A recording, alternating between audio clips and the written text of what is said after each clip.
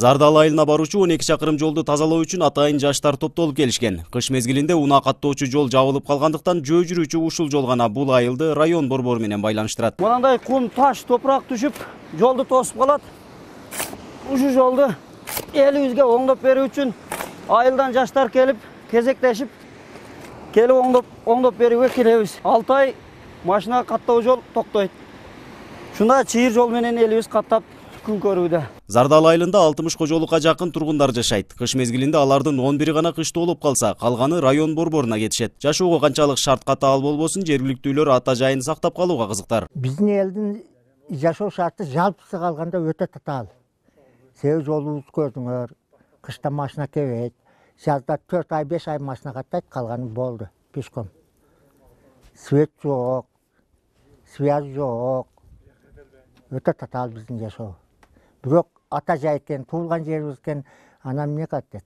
Зардал айылынын тургундары буга чейин түнкүсүн шамчырактарды пайдаланып келишкен болсо, акырындык менен күн нурунан электр энергиясын алуучу жабдыктарды орнотушкан. Анын жардамында аз да болсо электр энергиясына болгон муктаждыкты жоюшууда. 4 комнат үйдө жарык турат.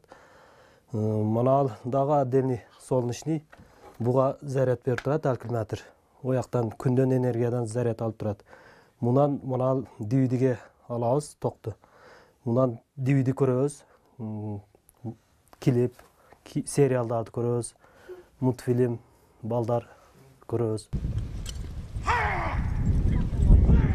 Айылдыктар кыш мезгилин ат оюндары менен да өткөрүшөт. Мындай жөрөлгө ар жума сайын уюштурулуп турат. Биз Зардалы айыл тургундары ар жумасына мантип булак ойноп, бизде телефон тартпайт, свет жок.